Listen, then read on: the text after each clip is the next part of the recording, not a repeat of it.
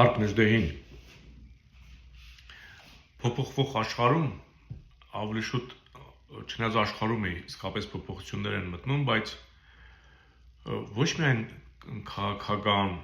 կամ ռազմաքաղաքական, այլ նաև ինտելեկտուալ կամ կրթական, ասեմ, ինչ որտեղ նաև էթիկայի նորմ ասեմ, նման փոփոխություններ են տեղի ունենում եւ ես նկատել եմ, որ շատ ու շատ երկրների ղեկավարները սկսել են ասել թե այնպես իրենց դրսևորեն խոսույթի մեջ անգամ շատ ժամանակ նմանվում են Նիկոլին իհարկե իրենք են նմանվում, չէ ոչ թե իրենք Նիկոլին նայելով են նմանվում, ուղղակի առաջի լկտիությունը իրեն նման վարքագիծ դրսևորելու ասենք ունակությամբ հանդես եկավ Նիկոլ Փաշինյանը, որը հարիր չէ իսկապես հայ ժողովրդին եւ մեր պետությանն ու պետականությանը։ Այսօր տեսնում ենք, որ ռուս-ադրբեջանական այս թվացial հակամարտությունը, որտեղ իմիջիայլոց ասեմ, որ ես գնալով ավելի համոզում եմ, որ Իլհամ Ալիևը ուղղակի լակոտ է, երբ որ ասենք հնարություն տվեցին, որ ինքը այսպես մի քիչ ընդլայնվի, ընդարձակվի, ասել է թե Արցախին տիրանա, իր մոտ բան է առաջացել, զգացում, որ ինքը ուժեղ տղա է եւ ամեն ինչի ընդունակ եւ ինքը ազատ կարող է արտահայտվել, խոսել, չէ, ես վերջերս այնքան էր էժանացել, իբր արդեն հայկական մշակույթը, հայկական տարածքները, պետությունը, սովորույթները, դե դրանք ամեն ինչ մեզանից յուրացնում են, չէ՞, վրազ վազում են ՅՈՒՆԵՍԿՕ եւ ասում են, այս ինչը հայտարարեք ադրբեջանական։ Այն ինչ որ եկել են Ջինասիայից եկել են այստեղ տեսել սովորել են, հրամցնում են աշխարհին իբրև ադրբեջանական, արդեն հասել են Կրեմլ, արդեն եթե չգիտեմ Ալիևի շուրթերով են արդեն Կրեմլի բանը կառուցողը արդեն որ ասում են իրենց մարդն է,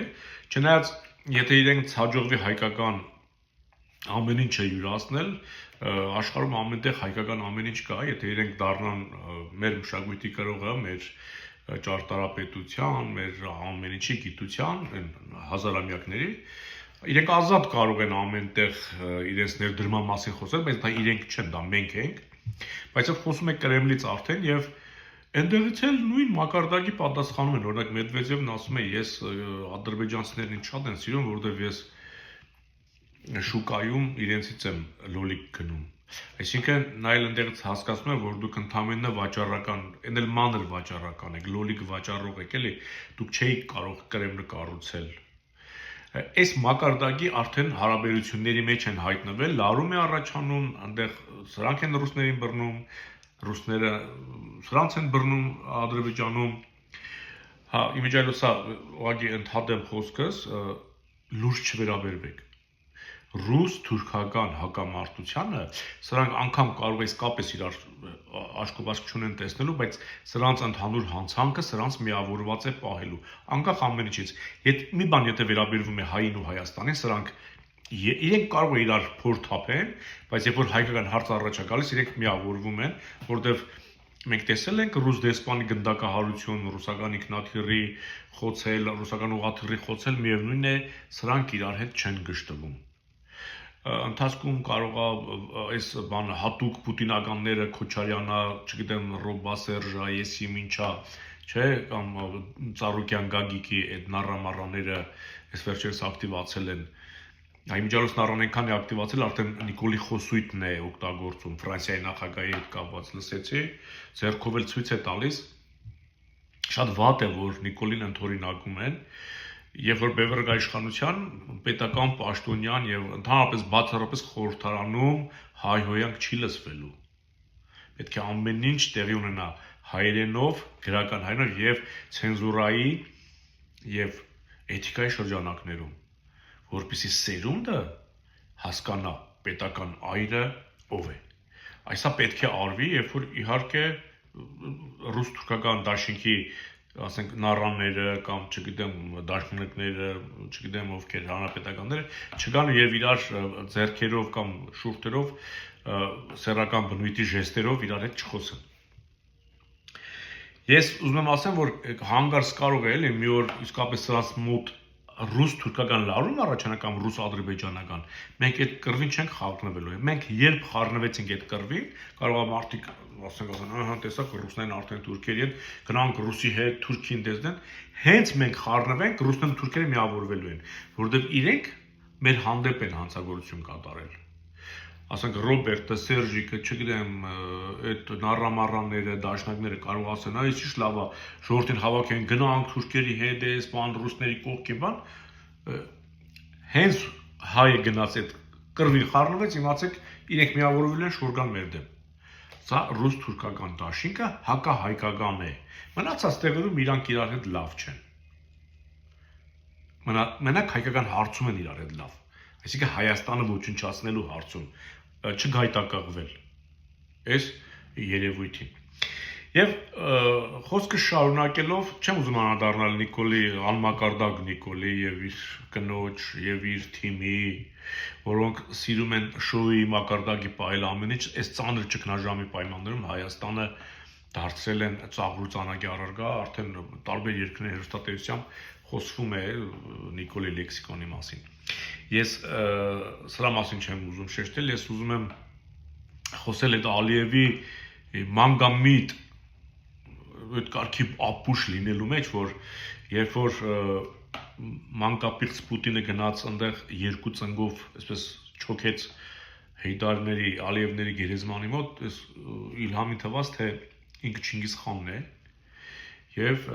ավելի իրեն այսպես ազատ է զգում տարածաշրջանում, իրեն թվում է ինքը լրիվ փոխարինել է ռուսներին, էլի այստեղ, հա, ես ուղղակի կոչ եմ անում, որ ռուս-թուրքական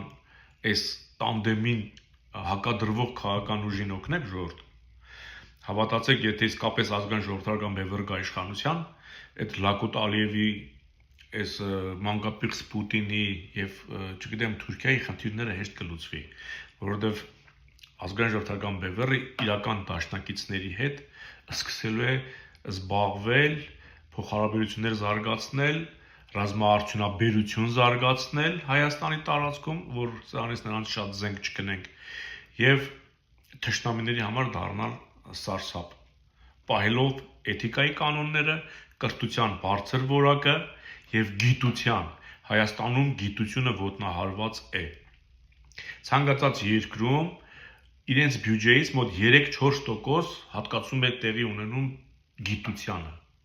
3-ից 4%-ը բյուջեի տրամադրում են գիտությանը, որ գիտությունը պետությանը 21-րդ դարն է, գիտատեխնիկական առաջընթացն է պետությանը տնտեսական շահեր բերում։ Մեկ էլ տեսնում ենք, տես այդ Սինգապուրը, այդ ինչ որ նավթով չհասավ այդ աստիճանի, խելքով հասավ։ Բայց մեր երկրում զորամբողջ 2-3 10%-ը գիտությանը հատկացվում։ Այսինքն 10 անգամ ավելի պակաս գումար, ասում ինչ որ այդ գումարից էլ մի բաներ մնում են, նորից հետ են բերում։ Այսինքն Հայաստանին արգելված է մտածել։ Ես համոզված եմ, որ բազմաթիվ ինժեներների, գյուտարարների գյուտեր, տեխնիկական, ռազմական, տնտեսական, այդպես էլ մնում են թղթի վրա, որ Հայաստանը չզարգանա։ Բևեռ իշխանության գալով, ուրեմն գիտությանը, կրթությանը, պատմությանը, պաշտպանությանը ուժ է տրվելու։ Դա պետք է լինի մեր շարժիչ ուժը։ Այնպես որ նորից եմ հորդորում, աջակցեք բևեռին, որ այս ռուս-թուրքական խաղերին կուլ չգնաք, հանգարց չշփոթվեք։ Միայն ու միայն ազգային ժողովրդական բևեռ, օգնեք եւ մարդկային ռեսուրսով եւ ֆինանսապես, շատ կարեւոր է ֆինանսական աջակցությունը։ Նամանավանդ արտերկրում գտնվող հայ մարդ, եթե ունես կարողություն, աջակցի, հետո